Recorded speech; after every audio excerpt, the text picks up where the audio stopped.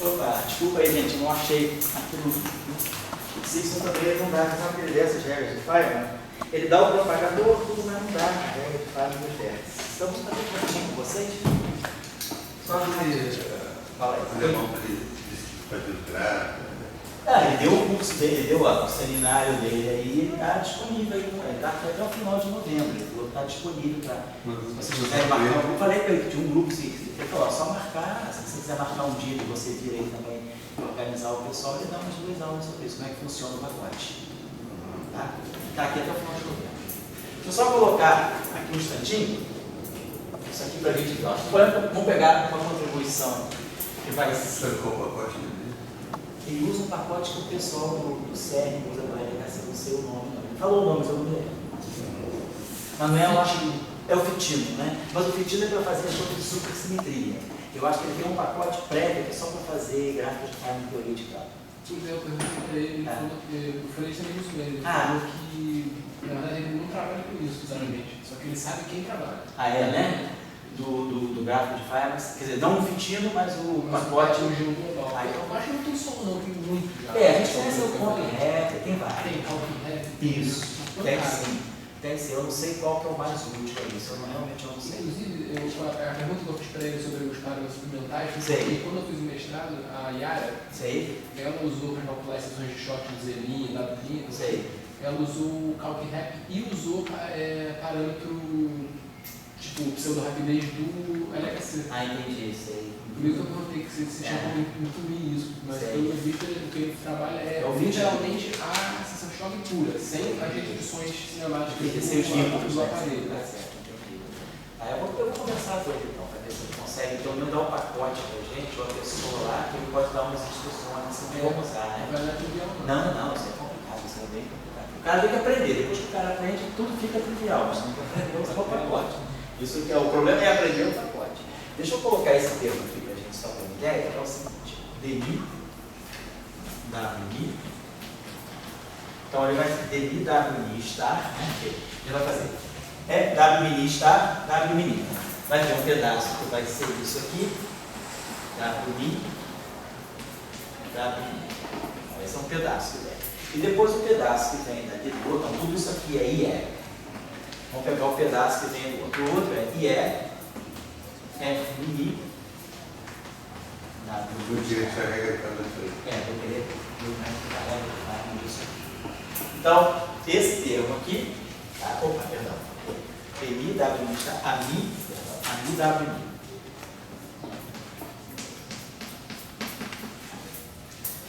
E mais esse pedaço aqui. Então, se a gente faz as transformadas de Fourier, só para a gente ter uma ideia, né? Vamos dizer que todo WMI, vamos chamar, quer dizer, a nossa regra, a nossa transformada de Fourier, a integral de Fourier era desse tipo, é mais ou menos ITX. Então, por exemplo, aqui, esse cara aqui, como tem que constar, vai aparecer o momento dele. Então, vai aparecer alguma coisa que vai ser. Então, aqui vamos dizer, quando eu fizer essa análise de Fourier, vamos dizer que eu coloco esse dado aqui com o momento P, esse dado aqui com o momento P', e esse A com o momento Q. Então, o que vai sair daqui vai ser o DMI desse dado estar. Então, vai aparecer aqui o IPMI. Vai aparecer o IPMI que vem dessa, quando eu fizer a integral de Fourier, a representação de Fourier disso. Então, vai aparecer essa exponencial aqui dentro, vai aparecer com sinal mais, então vai aparecer o IPMI. E aí, claro, esse cara aqui é um WMI estar. Então, isso aqui ninguém mexe nesse índice, isso aqui ficou um WMI estar. Aí aqui, nós vamos ter o AMI, tá? E aqui vamos ter um WMI, a estrutura do vértice é essa. Então, se eu pensar, quando a gente vai olhar a regra de Fire, vamos olhar todos os índices distintos. No princípio, ver os três objetos dos índices distintos. Então, a gente vê que eu tenho uma contração do índice do W, então vamos pensar que a regra de Fire, vamos tentar escrever a coisa assim, AMI, WMI, WK. Então, o índice do fóton, que é o índice μ, ele está contraído justamente, quer dizer, o índice do fóton vai ser o índice do momento. Então tá, o índice do fóton, claro, então, esse momento aqui, quer dizer, quando a gente olhou aqui, esse demi está contraído com a mi. Então, o momento que está aparecendo nesse vértice, ele está contraído com o índice de fóton. Tá? O índice de fóton, que é mi. E esses dois caras aqui se contraem. Então, se eu quiser colocar essa estrutura aqui, eu vou ter que produzir aqui um eta de mi kappa. Esse eta de mi kappa está fazendo a contração dos dois Ws, porque o vértice, na verdade, depende de três índices. Eu tenho três pernas externas completamente arbitrárias. A mi, WI e WK. Então, isso é a estrutura do vértice. Mas no lagrangiano, esse vértice está com essas contrações aqui. Então, os índices do W estão contraídos. Eu tenho que botar um eta de mi kappa. E o momento, quer dizer, o índice do vetor é o índice que aparece na derivada do W. Então, é o índice do momento do W. Está aqui. Então, esse termo contribui sim. Claro que a gente vai ter um outro termo, que é o DI do WI star. Vai ser o contrário. É aquele star vezes isso. Então, eu vou ter esse termo star vezes esse, mais o complexo conjugado dele. Então, esse cara aqui vai ficar sem o star, esse cara vai pegar o star, e esse cara aqui vai continuar sendo amigo, porque ele é real. Então, a derivada depois vai aparecer batendo aqui. Mas ela vai aparecer batendo aqui com menos i, porque aqui vai pegar o WI, vai pegar o WI mesmo.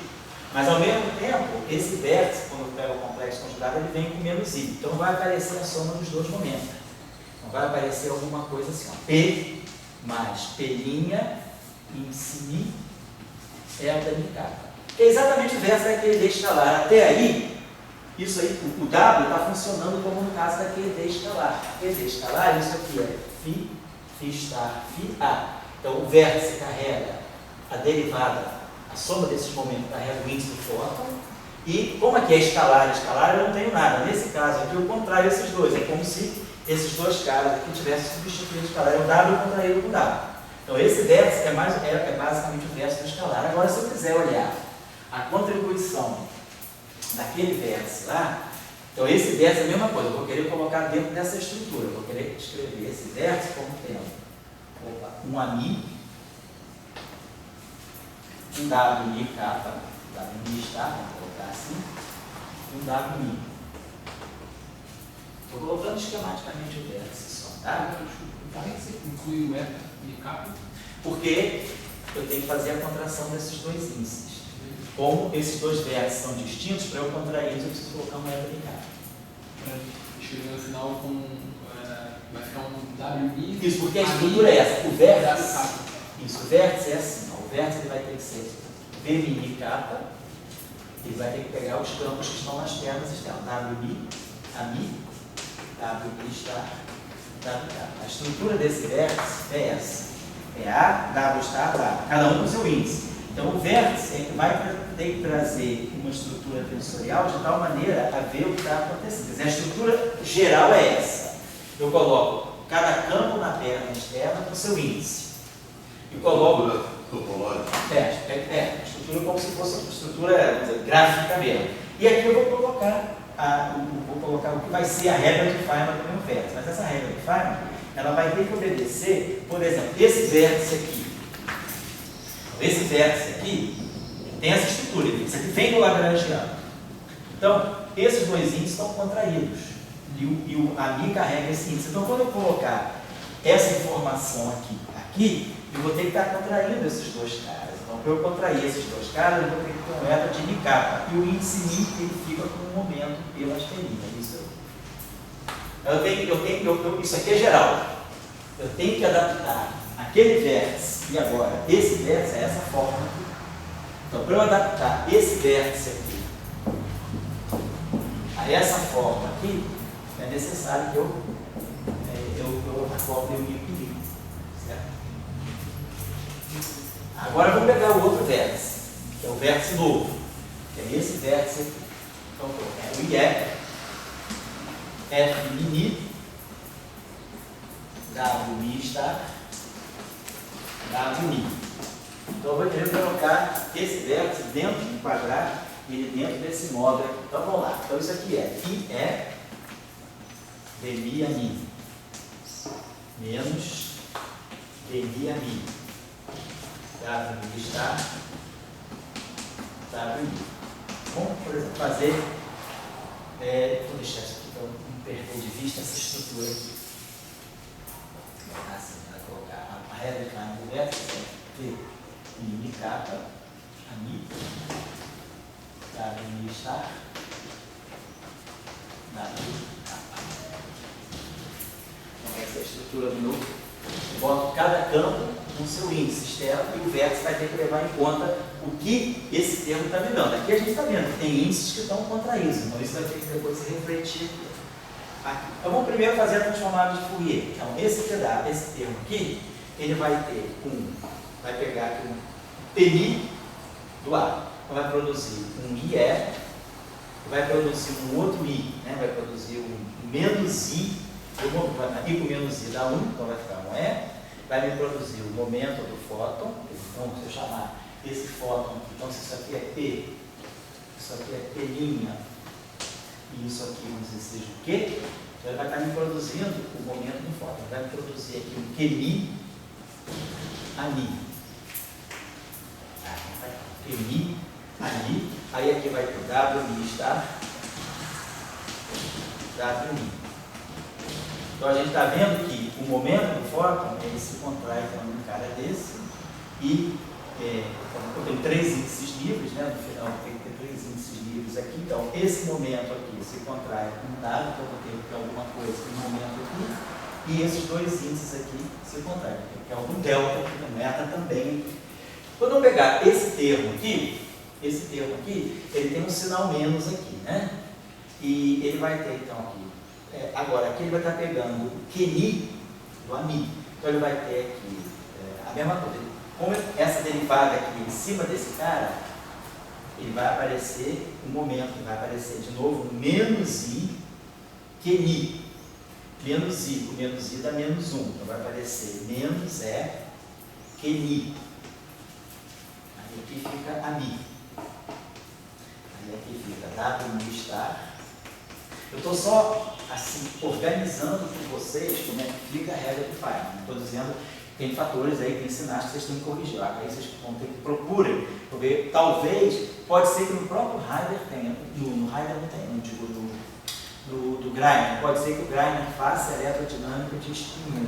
Se ele não fizer eletrodinâmica de spin 1, no 86 são zero, acho que não tem, ele não dá.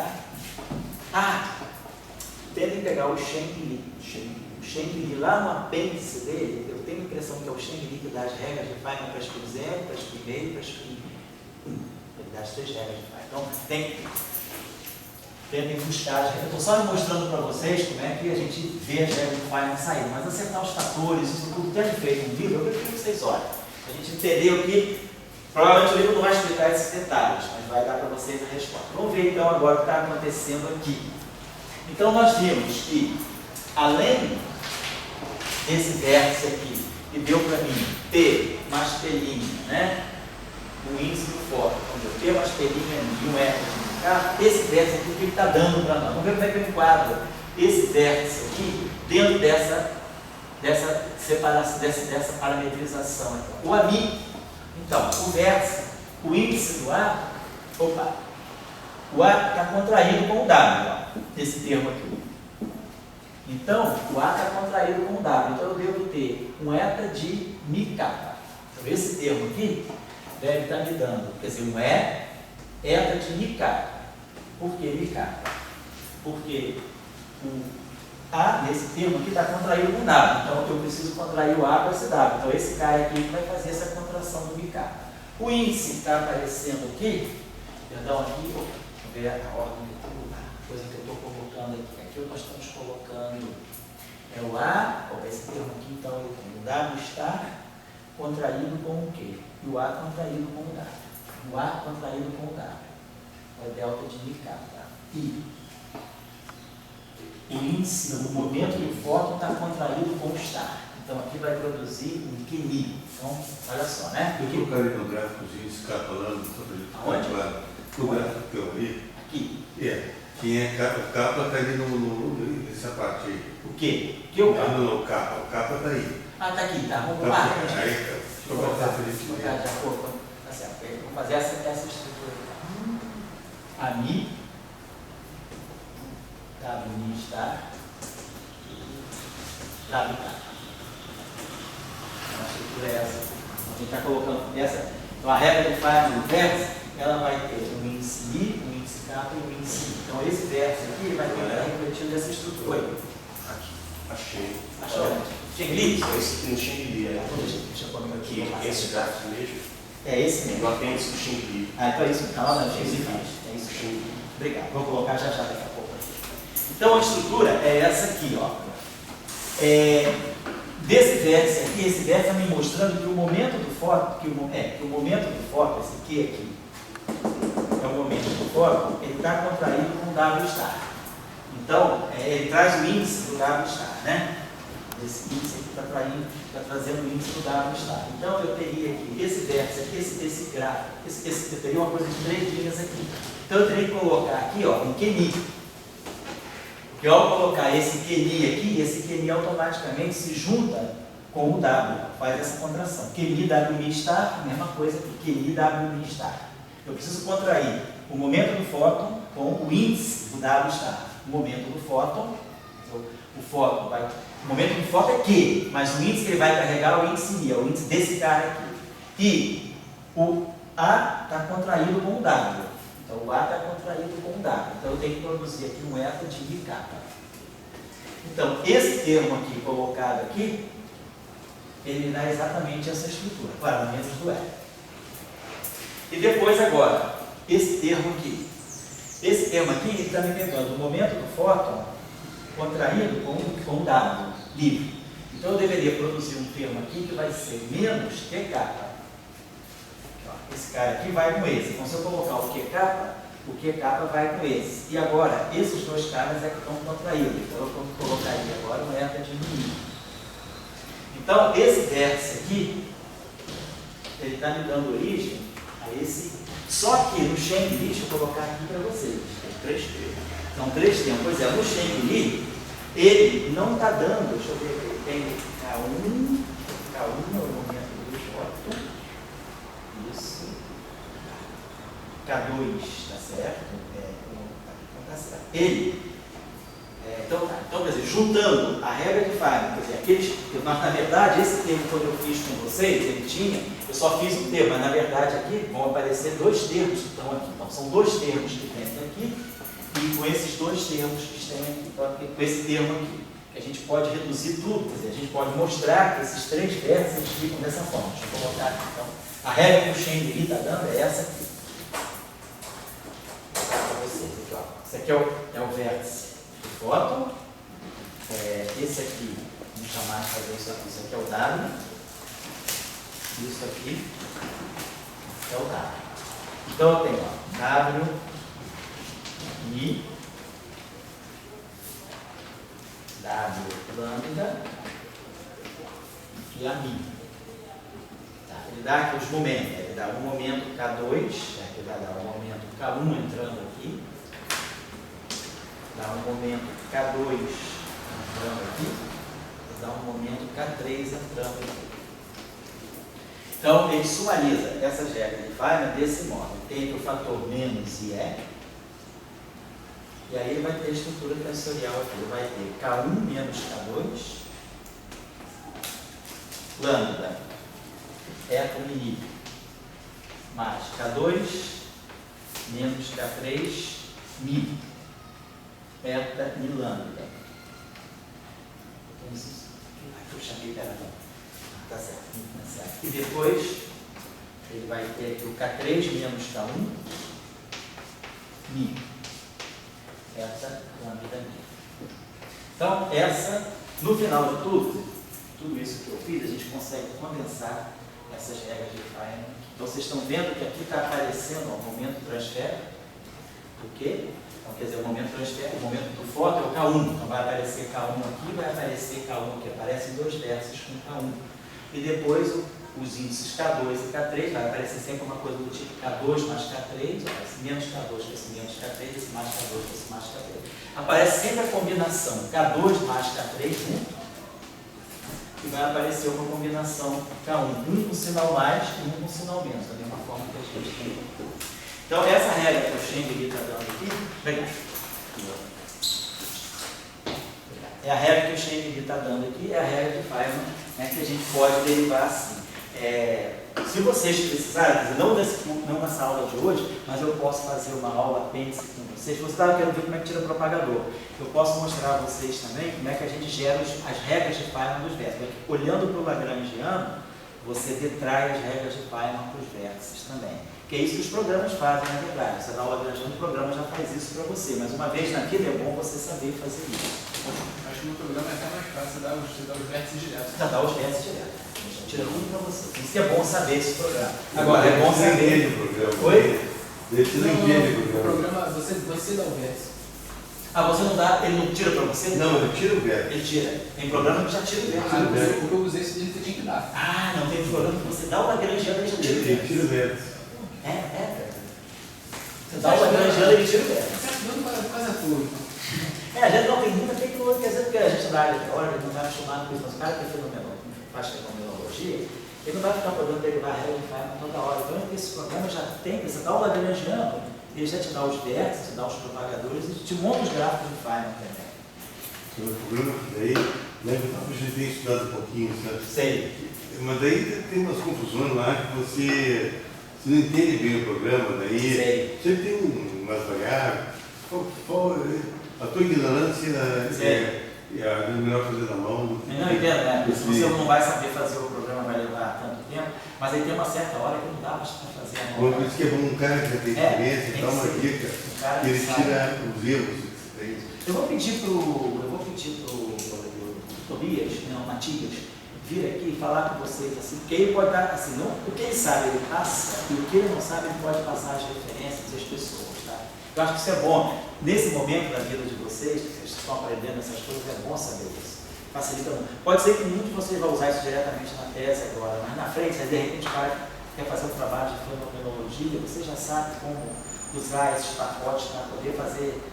Eu vejo fenomenólogos, às vezes, sentar junto, assim, em uma tarde eles fazem um cálculo grande, entendeu? Uns fazem até o peito em uma tarde, né? Porque o cara já tem toda uma malícia para fazer isso, mas o cara senta, ele bota, não, muda esse termo, a regra de Feynman automaticamente está mudada, faz o gráfico, dá a seleção de Schoen, não muda isso. Você, assim, é como se você fizesse um gamezinho em 2 horas, você tem uma série de processos calculados, porque o programa já faz tudo, você só vai mexendo com a parte dedutiva com a tua criatividade, coloca esse vértice, coloca essa, modifica essa interação, coloca mais uma constante de acoplamento aqui, e o programa já vai fazendo tudo para você. O chave é que cada vez que você faz isso, você tem que derivar tudo, aí você fica no processo muito longo. Né?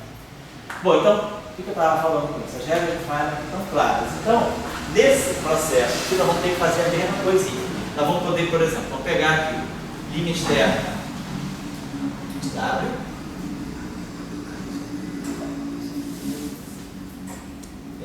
vamos dizer assim, fazer o gráfico desse linha externa de W, fóton, externa, fóton, fóton,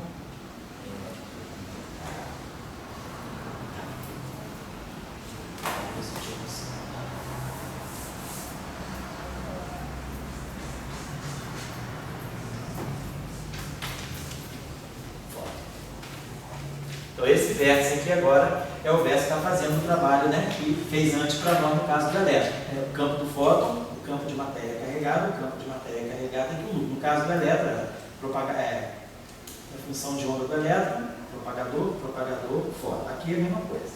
Só que agora também, nós temos. Só que cada vértice agora aqui é um vértice daquele tipo tríplice.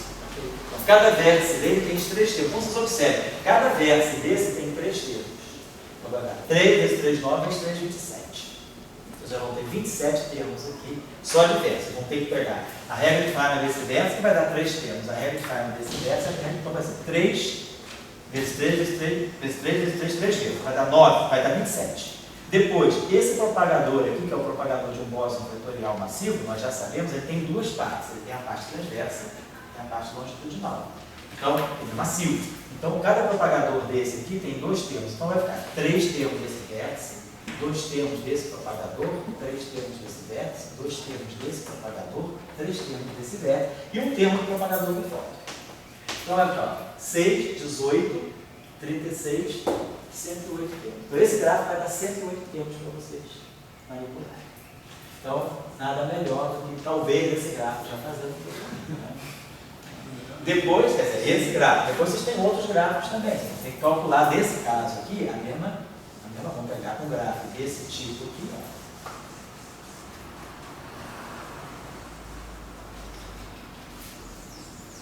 Esse gráfico é a mesma estrutura. Perdão, foto aqui. Então, esse verso, agora já vou ter que usar esse verso. O verso esse aqui eu vou usar um verso com 3 termos. É o verso foto, que é aquela categoria do verso, tem 3 termos. Aqui é o propagador do foto, é um termo único. Aqui é o propagador do grafo, tem 2 termos. E aqui é o quadro vértice. Esse quadro, pega de novo, pega o quadro vértice, Felipe. Sim. Desculpa, eu não lembro. Quadro vértice. WWA. Sim. Só uma dúvida. No primeiro gráfico, como que eu sei qual vértice está em jogo?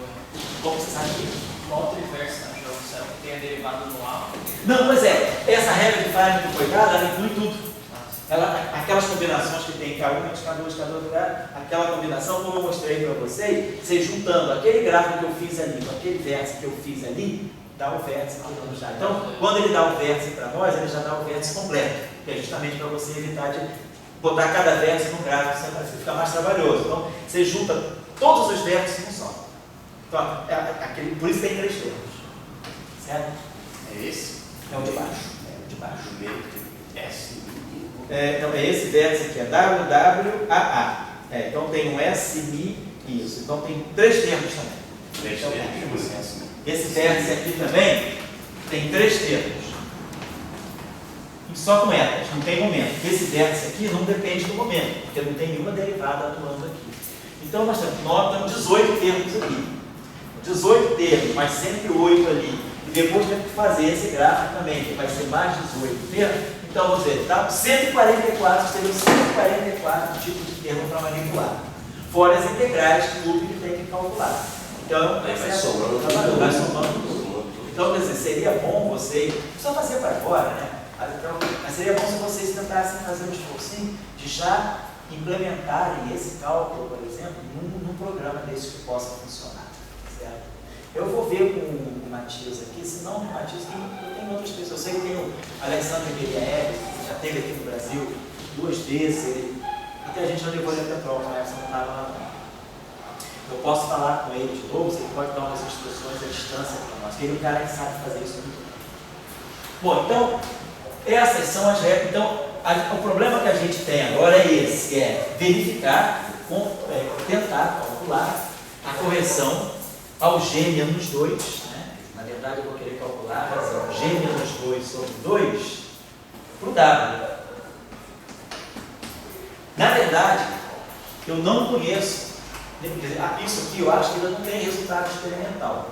Nós conhecemos as correções G menos 2 sobre 2 para o elétron, para o nulo e duramente para o tal, até como o Batista falou no seminário, que o tal decai muito rapidamente.